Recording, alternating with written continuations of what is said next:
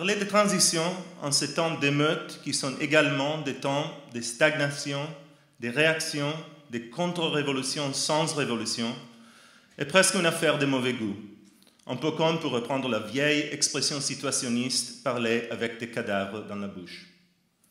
Non seulement la discussion paraît déplacée, étant donné les rapports de force globales, mais toutes les principales variantes de ce que l'on pourrait appeler une orientation communiste contemporaine, c'est-à-dire une orientation surtout théorique, semblent fondées sur les rejets de la transition, un rejet valant pour tous les éléments qui composent ces concepts. Les temps de la transition, compris en termes d'étapes se succédant de façon linéaire. L'espace de la transition, qu'il s'agisse d'une commune, d'un État ou plusieurs, ou d'une enclave. La forme politique et la subjectivité de la transition incarnée par les partis et les institutions afférentes. À la négation ou la déclaration d'obsolescence de ces éléments s'ajoute un rejet plus large de la philosophie progressiste de l'histoire qui sous-tend l'image classique de la transition, établissant une analogie entre institution et destitution du capitalisme, révolution bourgeoise et révolution prolétarienne. On peut partir ici d'une vérité dialectique concernant la transition en particulier et la modernité politique en général. La force symbolique de la transition, disons linéaire, fut les pendantes du caractère inégal et désynchronisé de toutes ou presque les expériences révolutionnaires du XXe siècle. On pourrait affirmer que la modernité révolutionnaire du XXe siècle fut surdéterminée par la persistance des modes de production non capitalistes et d'une paysannerie non capitaliste aussi, qui semblait pourtant n'être que l'ombre tenace de cette modernité. Ces révolutions furent toutes des révolutions contre le capital, selon l'expression polémique du jeune Gramsci.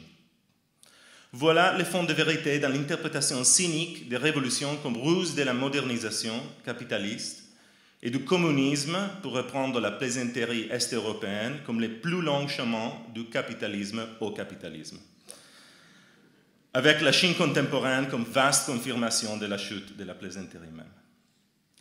Réciproquement, ce que certains ont pris pour la base d'une véritable révolution, la subsomption réelle de la vie par le capital, la disparition de tout en dehors et de tout décalage, se peut révéler en fait comme la méduse de la révolution.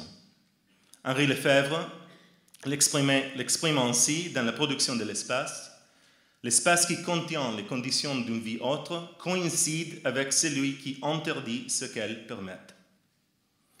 Il semble que la transition était à l'ordre du jour lorsque les conditions n'en étaient pas réunies et qu'elle n'y est plus dans des situations où le capital a saturé nos mondes vécus par les rapports sociaux qu'il constitue, en faisant disparaître les autres modes de production. Passons sur l'ironie de cette situation qui est loin d'être une découverte récente. Y a-t-il des raisons de retenir l'idée de transition? La réponse que je propose est l'affirmative.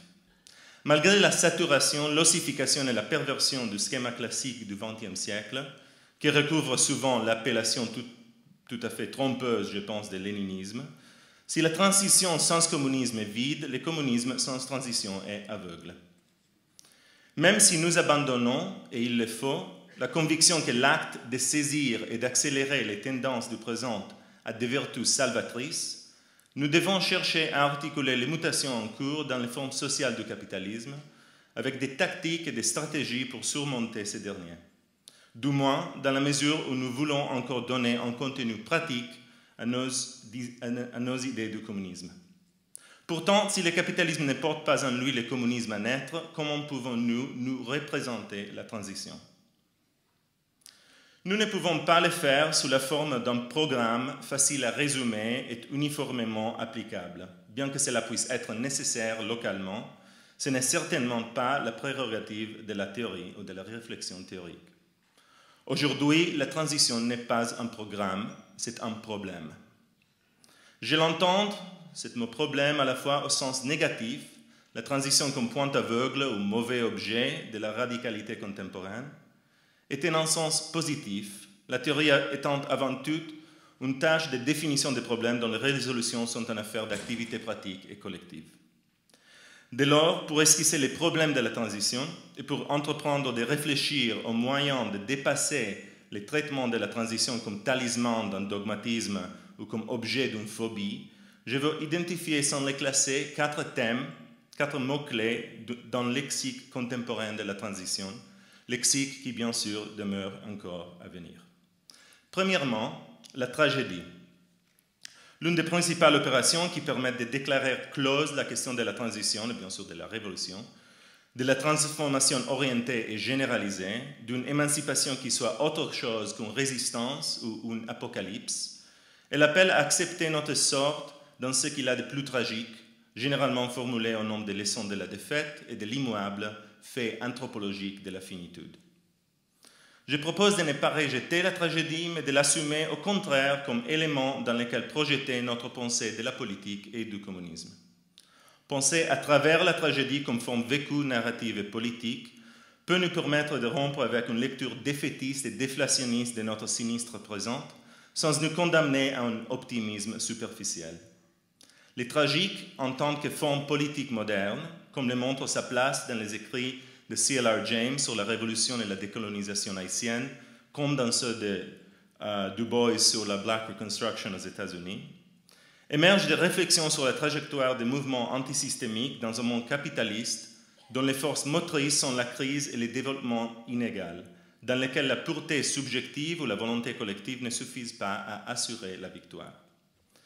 Le sujet politique de la transition doit retourner contre lui-même l'appareil qui assure sa suggestion, tout en sachant bien que le moment de l'émancipation peut être transmué en médiateur éphémère de l'auto-ajustement du système.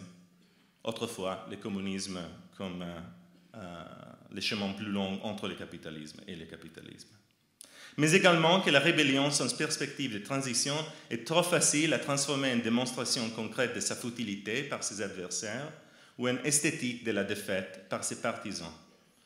Dans son remarquable ouvrage Modern Tragedy, Raymond Williams nous rappelait que la perspective tragique envisage la révolution comme une longue transition, plongée et prise dans les héritages et les contradictions de la société capitaliste qu'elle cherche résolument à nier. La tragédie se situe à la fois dans la nature de la société contemporaine et dans le déroulement de tout processus de démantèlement, de réorganisation et de fondation. Deuxièmement, le travail mort. L'une des plus saisissantes représentations de la transition comme tragédie se trouve dans les scénarios non réalisés écrits par Jean-Paul Sartre, L'Engrenage, qui montre, d'une façon qui n'a été vraiment théorisée que dans la critique de la raison dialectique, la contre-finalité de la révolution. Lorsqu'une révolution dans une puissance, c'est l'histoire les récits de l'engrenage, lorsqu'une révolution dans une puissance pétrolière sous domination extérieure voit l'action collective aussi bien qu'individuelle se retourner contre elle-même, sous l'emprise de la pratico-inertie de la matérialité d'un ordre impérial à base carbonique. Hanté par l'installation de l'Anthropocène aussi bien que par le gigantisme du capital fixe qui l'accompagne et par le déploiement planétaire de ce que Lefebvre avait pressenti et appelé l'état logistique, tout projet politique contemporain se trouve subjugué par l'écrasante disproportion entre l'échelle de l'action collective et de l'expérience humaine, d'un côté, et les conditions matérielles de la reproduction sociale de l'autre. Cette condition, qui fonctionne comme une sorte d'inconscience sociale paralysante, est pour moi la principale raison de la tendance de la radicalité contemporaine à s'intéresser à l'événement, à la perturbation, à l'interruption comme autant de moments décisifs ou du moins des catalyseurs de toute transformation révolutionnaire. Les apparences suggèrent qu'il faudrait d'abord que la mobilisation de tout et de tous soit interrompue pour qu'ensuite la véritable tâche d'émancipation puisse commencer. Le troisième terme est la reproduction sociale. Celle-ci, dans ses supports matériels et dans ses formes sociales, se trouve au centre de l'orbite des problèmes critiques de la transition. Si certains dispositifs d'abstraction et d'exploitation de l'usine à l'argent, en passant par l'armée et ses banques, font partie intégrante de la reproduction des rapports socio-capitalistes, mais aussi des vies qui en sont radicalement dépendantes, qu'arrive-t-il à la reproduction sociale dans la transition elle-même? Il semble que nous nous trouvons ici face à une tragique antinomie. Maintenir la continuité de la reproduction sociale risque de perpétuer les formations sociales qu'un processus anticapitaliste cherche précisément à décomposer, ou comment utiliser l'État pour abolir l'État, l'argent pour abolir l'argent, etc. Inversement, la cessation abrupte d'une reproduction sociale risque d'être simplement une catastrophe. La plupart des théories et des expériences de la transition qui n'ont pas à leur disposition l'optimisme des réformismes socialistes semblent bien dépendre d'une rupture radicale, mais il s'agit souvent d'une rupture dans les dimensions idéologiques et politiques de la reproduction, pas toujours dans ses dimensions sociales et matérielles, précisément celles qui ne sont pas affectées par les récentes révolutions. En joignant ces trois termes, on peut mesurer que la tragédie de la transition n'est bien plus qu'une question de la violence ou d'introjection partielle des instruments de l'ennemi, ou même d'influence dans l'émergence du sujet de la transition du monde qu'il désire quitter. Le problème n'est pas simplement que ceux qui ont ignoré ces dimensions tragiques étaient des grands naïfs ou des rêveurs.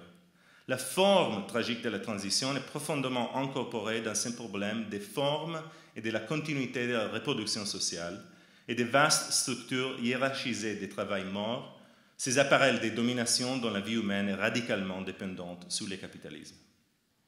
Mais s'agissant de reproduction, ces thèses seraient purement spéculatives et indéfendables, comme les meilleurs du féminisme marxiste l'ont montré, si elles traitaient ces problèmes comme absolument internes au capital, conçus comme une sorte de moloch autopoétique et imperméable. Quand bien même toute vie humaine serait forcée à prendre des formes capitalistes, l'idée d'une subsumption totale est exagérément dystopique et métaphysique. En effet, le capitalisme combine des structures de dépendance radicale avec, surtout dans les crises, l'abandon de la reproduction sociale et des circuits de lieux et de labeur situés hors de l'accumulation en deçà de l'État. D'où mon quatrième et dernier terme, le double pouvoir. Un point d'appui possible pour commencer à penser la transition concrètement serait de prendre en considération le phénomène crucial de ce que l'on pourrait appeler une sorte de double biopouvoir, c'est-à-dire la tentative collective de s'approprier politiquement des aspects de la reproduction sociale que l'État et le capital ont abandonnés ou rendus insupportablement excluants, qu'il s'agisse de logement ou de médecine par exemple. Ces aspects sont les principales bases sur lesquelles s'organisent les mouvements populaires qui obtiennent des succès aujourd'hui, que ce soit sous le signe du progrès ou de la réaction, et je pense que c'est important que c'est aussi dans le sens de la réaction. Ce sont également les pivots d'une pensée du démantèlement des formations sociales et rapports socio-capitalistes, qui ne prend pas pour préalable une rupture politique dans les opérations de pouvoir, qui n'attendent pas le jour d'après la prise ou l'évaporation de l'appareil répressif. Alors qu'on pourrait en faire une lecture modeste en termes d'amélioration de la vie quotidienne, je pense que les expériences violemment réprimées des Black Panthers dans le domaine de la santé en direction de ceux qu'ils appelaient les lumpen en sont un exemple. Et leur conception de l'autodéfense n'a pas perdu sa pertinence, peut-être dans notre temps. À mesure que nous commençons à voir des dualités spatiales et temporelles dans le domaine de la reproduction sociale, et la formation des collectivités à travers cette dualité, dans la grande irrégularité temporelle et spatiale de la crise, nous pouvons également commencer à nous demander lesquelles de ces expériences peuvent être propagées ou élevées à une échelle supérieure.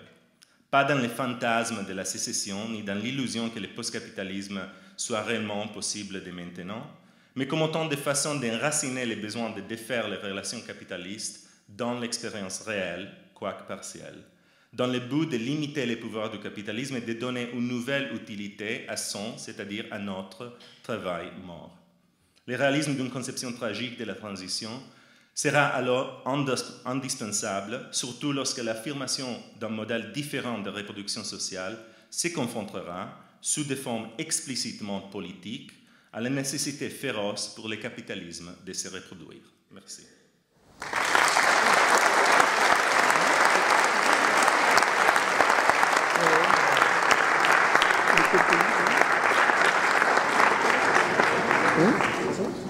Merci à tous les quatre pour ces interventions. Ce qui est bien, c'est qu'on est collégialement. Vous êtes chef. On est un peu co-chef. Ouais, mais ça s'est super bien passé. On se connaissait quasiment pas, on a fait 10 ans, on était sur le même laboratoire de Nanterre. Je connaissais quasiment pas. Paul Gulibert, qui est un membre du comité d'organisation des modérateurs en Chine. Voilà, c'est ça, bon, moi j'arrive, c'est ça que je partais. comme de plus en plus intéressant. Ah bah, c'est pas difficile, c'est le dernier endroit où on pense. Ça c'est clair. Parce que c'est pas dans les sciences sociales que sans dire quelque chose. Et là que ça se passe.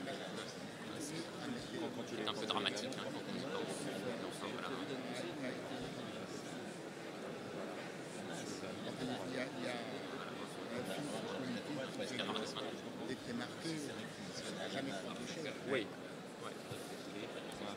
Oui, c'est vrai. Non, tout ce qui se fait d'intéressant, c'est vraiment en philo. Ouais, ok. Moi je vais rester sur le côté, je peux faire aussi. Ah oui, ça marche. Oui.